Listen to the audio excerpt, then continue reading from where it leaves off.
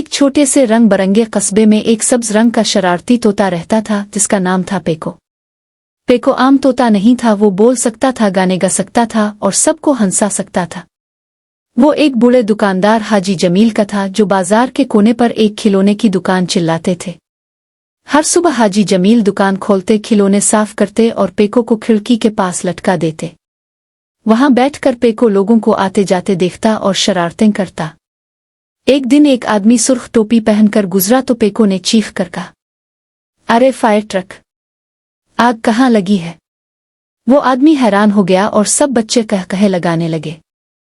एक औरत सब्जियां लेकर जा रही थी तो पेको चलाया, बच के रहना, ये गाजरें भागने की प्लानिंग कर रही हैं। औरत चौंक गई और सब्जियों की टोकरी गिर गई। बच्चे हंस हंस कर दोहरे हो गए। पेको को सबकी तवज्जो बहुत पसंद थी, लेकिन दिल ही दिल में वो चाहता था कि कभी बाहर जाकर एडवेंचर करे। एक दिन दोपहर को हाजी जमील दुकान का दरवाज़ा खुला छोड़कर सामान अंदर ले जा रहे थे। पेको ने मौका देखकर परों को फड़फड़ाया और बाहर उड़ गया। आज़ादी, वो जोर से चलाया। अलविदा बोरिंग खिड़की, खुश आमदीद नया एडवेंचर। वो बाजार के ऊपर उड़ने लगा। नीचे फलों के ठेले, पतंगे, मिठाइयाँ और कपड़ों की दुकानें थीं। लोग ऊपर देखकर इशारे करने लगे, देखो, बोलने वाला तोता। पेको खुशी से चला रहा था, लेकिन जल्द ही इसे पता चला कि बाहर की दुनिया इतनी आसान नहीं। पेको एक गिल्ली में उतरा और सेब खाने लगा। अचानक एक बड़ी धारीदार बली सामने आई। बली ने होंठ चाटते हुए कहा, हा, आज का खाना खुद चल कर आया है। पेको कांप गया। खाना? भाई, मैं तो बस पर हूं और परों में मजा नहीं। बली ने छलांग लगाई और पेको फुर्ती से आसमान की तरफ उड़ गया। वो कपड़ों की डोरियों के बीच से गुजरा, गमले गिरा दिए और बली धड़ाम से पानी की बाल्टी में जा गिरी। पेको ऊपर से हंसा, वाह, मुफ्त में नहा लिया, शुक्रिया कहना चाहिए। बली गुस्से से फिसफिसाई, लेकिन पेको कब का निकल गया था। पेको एक फलों की रेली पर जा उतरा जिस पर सुर्ख सेब रखे थे। रेली वाला मोटे मूंछों वाला आदमी था। इसने हाथ हिलाकर कहा, हिट जा, मेरे सेब खराब मत करना। लेकिन पेको ने और भी शरारत की। वो जोर से चलाया, ये सेब सड़े हुए हैं, कोई ना खरीदे। लोग हंसने लगे और कुछ हैरान रह गए। रेली वाले का मुंह गुस्से से लाल हो गया। सड़े हुए?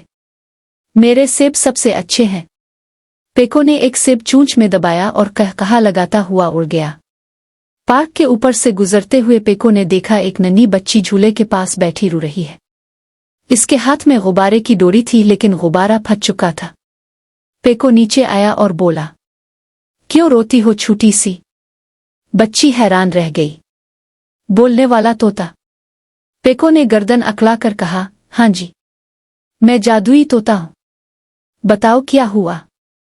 बच्ची ने आंसू साफ किए, मैं अपनी उम्मी से बिछड़ गई हूं। घर का रास्ता नहीं मिल रहा। पेको पहली बार संजीदा हो गया। इसे लगा कि असल एडवेंचर तो यही है, किसी की मदद करना। परेशान ना हो, मैं अभी ढूंढ कर लाता हूं। पेको ऊपर उड़ गया और गलियों पर नजर डालने लगा। कुछ ही देर में इसने देखा कि एक औरत परेशानी से उधर उधर देख रही है और बेटी का नाम पुकार रही है। पेको जोर से चीखा, उम्मीद ढूंढ रही, उम्मीद ढूंढ रही। बच्ची खुशी से खड़ी हुई और अपनी माँ की तरफ दौड़ी। माँ ने इसे गिले लगा लिया और आंखों में आंसू आ गए। शुक्रिया, शुक्रिया, माँ ने पेको की तरफ देखकर कहा, तुम तो हीरो हो। पेको का दिल खुशी से भर गया। इस बार वो सिर्फ हंसाने वाला तोता नहीं था, बल्कि एक छोटा हीरो बन चुका था।